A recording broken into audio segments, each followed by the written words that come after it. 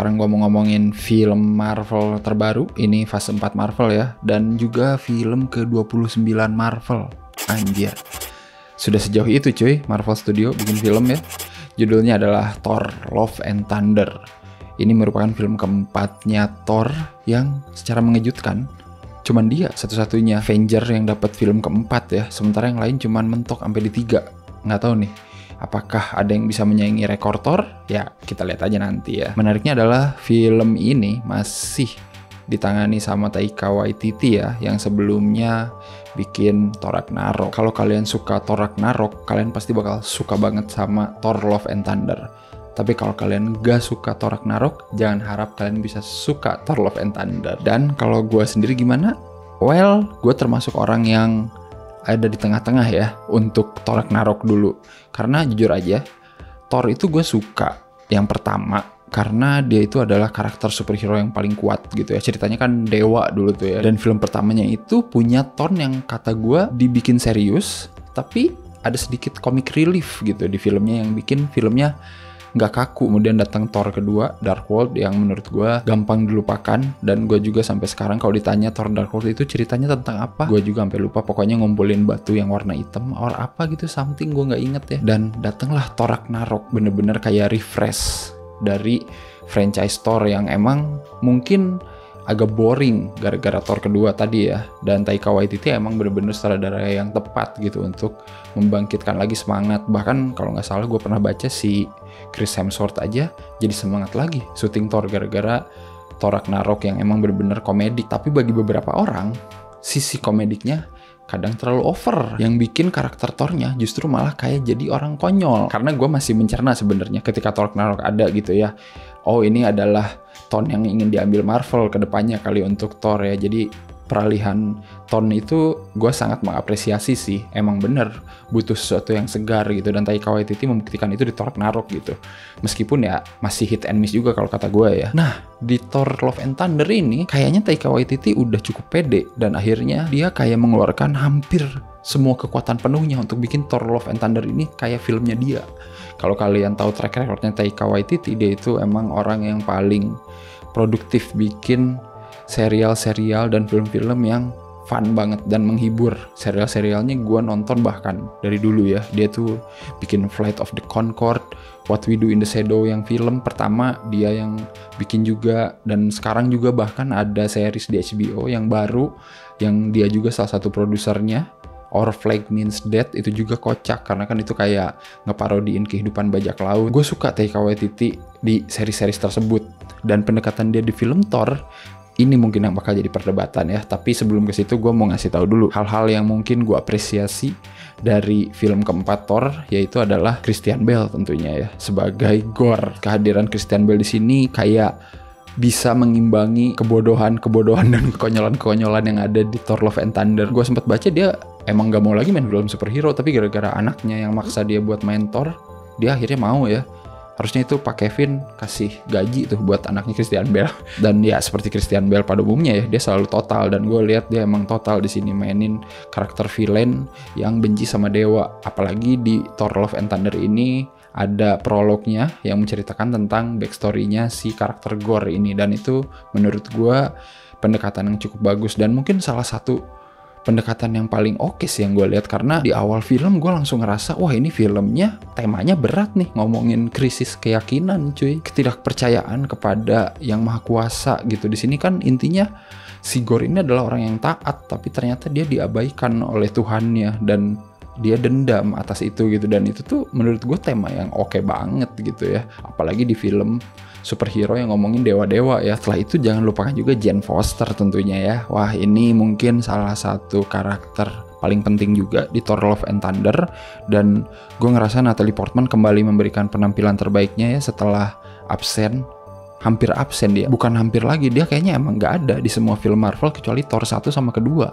Sisanya tuh kayak cuman cuplikan-cuplikan dia aja dari stock footage yang pernah di-shooting kali ya. Dan akhirnya Jane Foster di sini balik lagi gitu untuk ngasih plot CLBK ibaratnya ya sama Thor. Dan menariknya dia di sini diliatin punya konflik batin sendiri ya dengan dirinya sendiri dan juga sama si Thor. Dan kata gue itu menarik, progres karakternya di sepanjang film ya walaupun tidak istimewa, tapi kata gue ya seperti palu Mjolnirnya sangat worthy gitu Jane Foster ada di Thor Love and Thunder. Dan jangan lupakan soundtracknya ya.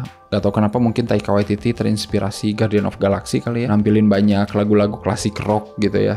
Dan Guardian of Galaxy juga ada sih di sini ya. Serasa nonton Guardian of Galaxy di awal dengan lagu-lagu klasik rock, tapi nanti lama-lama shifting ke Thor, tapi tetap lagunya dipakai. Dan kata gue itu works sih, karena so far emang lagu-lagu yang dipilih juga lagu-lagu yang enak ya, lagu-lagu yang udah nggak usah dipertanyakan lagi lah. Dan jangan lupakan juga visualnya sih, visualnya emang salah satu mungkin yang paling berwarna ya dari semua film Marvel fase 4 maybe ya. Looksnya cukup menyegarkan gitu ya, enjoyable lah nontoninnya gitu, karena kan warnanya warna-warni, baju Thor pun kan jadi lebih warna-warni, kontras gitu kan, nggak kayak monokrom, lebih kayak banyak warna gitu di kostumnya. Dan kata gue itu menarik sih. Ada satu momen di mana warna-warna tersebut pudar gitu ketika nanti si Thor dan kawan-kawan berhadapan sama Gorr, dan itu salah satu treatment visual yang harus gue apresiasi sih, karena ya belum ada kan di film Marvel sebelumnya yang kayak gitu. Ada nggak selain aspek rasio yang berubah gitu, atau perbedaan masa ngikutin karakternya di mana gitu ya, atau ya multiverse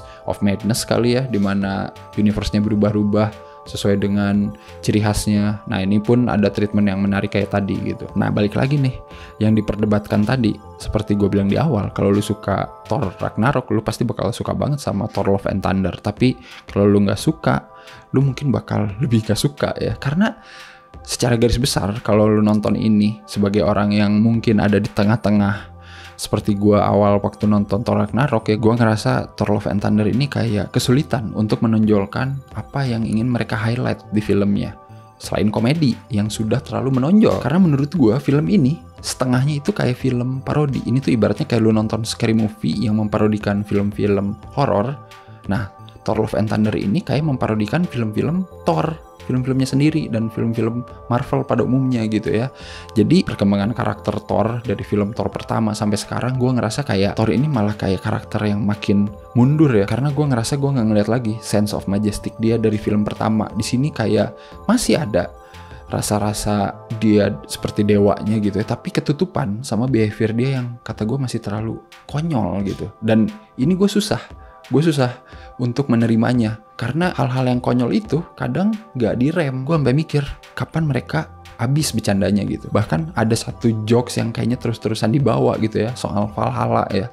Orang Asgard kalau mati akan ke Valhalla, orang Asgard kalau mati akan ke Valhalla gitu ya. Itu kayak hal yang selalu diomongin berulang-ulang gitu ya. Kayak seakan-akan penonton tuh harus tahu nanti pasti bakal ada scene ke Valhalla. Oke, gue paham di situnya. Tapi penyampaiannya itu kadang terlalu over, dan timing komediknya yang nggak pas juga gitu ya. Ketika dia ngomong gitu ke anak-anak Asgard yang lagi diculik sama Gorr gitu ya, itu tuh kata gue timingnya wow. Bahkan pas dia ketemu Lady Sif yang lagi terluka parah juga, si scene itu tuh kayak scene parodi cuy gitu kan. Lady Sif itu lagi terkapar gitu, tangannya hilang, tapi somehow si Lady Sif-nya juga ngebawainnya kayak parodi gitu. Jadi gue kayak nggak tahu nih karakter mana yang harus gue anggap serius dan karakter mana yang harus gue anggap komikal gitu. Beruntung lelucon-lelucon mereka ini tuh nggak kebawa terus ketika berhadapan sama Gorr. Asli kalau emang ampe lawan Gorr pun dibecandain, gue udah nggak tahu dah maunya dibawa kemana ya. Menurut gue tetap comedy timing itu penting, karena kayak Thor pertama deh perbandingannya ya. Waktu itu kan ada adegan kayak Thor minum, ini apa nih, ramuan rahasia ya, ternyata itu cuman kopi, terus dia banting kan gelasnya. Itu tuh kayak kocak aja, sebatas itu gitu komedinya. Kalau di sini tuh kayak Taika Waititi dikasih bensin buat bikin film ini, hampir semua dialog harus ada komedinya. Dan menurut gue itu kayak wow, kayaknya susah untuk percaya gue kalau dia itu ada di saat-saat yang genting. Nah itu tuh masalah sih bagi gue gitu. Dari soal karakterisasi ya, hasilnya adalah ya gue merasa agak kurang menikmati beberapa plot yang menurut gue penting, terutama hubungan Thor sama Jane Foster, seperti film-film romcom malahan kan. Jadi kayak wah balik lagi nih, ada hal baru lagi nih di Love and Thunder,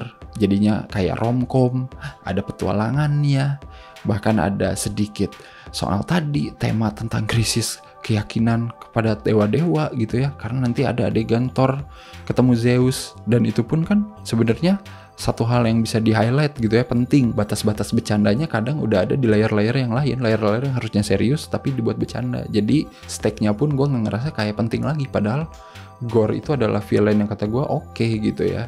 Dan pergulatan batin Jane Foster juga dengan penyakit kansernya juga itu penting gitu untuk lebih diulik. Dan ngomongin pacing juga, wah ini masalah juga sih kalau buat gue pribadi ya. Jadi ada beberapa hal yang masih sulit untuk dipahami gitu. Kayak Gorr mencari-cari Stormbreaker-nya Thor itu biar bisa mengaktifkan Bifrost untuk pergi ke Eternity dan memohon biar para dewa mati. Bagian situ gue paham gitu. Tapi ketika Stormbreaker udah didapet, Gorr pergi ke sana pakai Bifrost, terus semua karakter pun bisa ke Eternity tanpa menggunakan Bifrost. Nah, momen-momen itulah gue bingung gitu kan. Oke, si Jane Foster datang pakai Pegasusnya Valkyrie yang mungkin fungsinya sama kayak Bifrost, tapi ya tetap aja out of nowhere. Thor datang dengan halilintarnya Zeus. Gue juga nggak tahu itu fungsinya apa. Gue pikir itu senjata yang hebat, ternyata bisa jadi jembatan juga untuk pergi kemana-mana. Jadi gue ngerasa kayak, weh ya udahlah, mungkin emang pacingnya pengen cepet ya. Jadi kayak terlalu buru-buru aja pengen nyeritain semua, apalagi durasinya kan ini cuma 2 jam ya. Sehingga banyak juga karakternya yang kata gue underuse.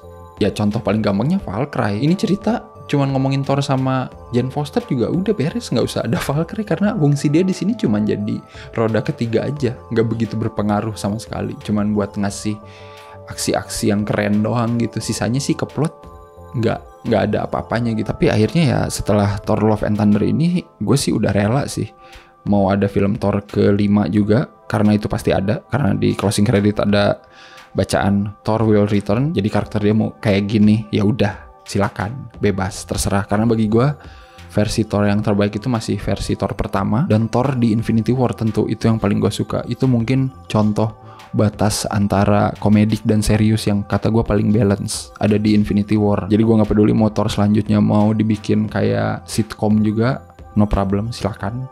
Punyanya Marvel, bebas ya, mau Kevin Feige kayak gimana pun terserah gue mah. Balik lagi selera kalian, sukanya Thor yang mana. Kalau kalian suka Thor Ragnarok, pasti kalian bakal suka Thor ini. Tapi kalau kalian nggak suka, ya udah, jangan harap bisa suka. Tapi kalau bisa suka, well, coba kasih tahu ke gue apa yang bikin kalian suka sama Thor yang ini gitu ya. Dan mungkin buat kalian yang menantikan apa koneksinya film ini di fase 4 MCU, ya jangan berharap apa-apa, karena emang film ini cuman kayak selingan aja sebenarnya. Ya nggak ada koneksi besar juga ke fase 4 MCU, nanti mau menceritakan apa belum kelihatan juga di sini gitu ya. Tapi mungkin satu hal lagi yang bikin gue agak tertarik, yaitu musuhnya Thor nanti ya di film selanjutnya yang di-reveal di closing credit.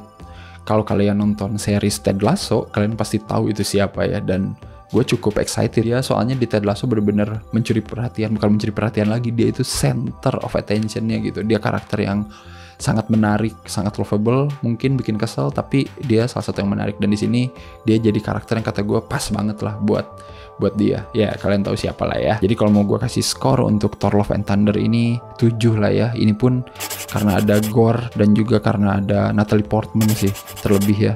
Kalau mungkin nggak ada dua mereka ya mungkin 5 lah ya. Jadi Gorr 1, Natalie Portman 1, jadi 7 tuh. Pas skornya lah ya untuk Thor Love and Thunder. Kalau kalian udah nonton Thor Love and Thunder, komen juga menurut kalian gimana filmnya. Apakah kalian suka, apakah kalian biasa aja, atau kalian mendambakan Thor yang seperti dulu? Ya, atau kalian emang udah move on. Dan seperti biasa, jangan lupa like, share, subscribe Cinecrip, dan juga follow IG-nya, follow Twitter-nya. Dukung Cinecrip di Saweria, linknya ada di deskripsi, dan juga beli kaosnya Cinecrip, linknya juga ada di deskripsi. Oke, sampai ketemu lagi di film Marvel fase 4 selanjutnya. Bye-bye.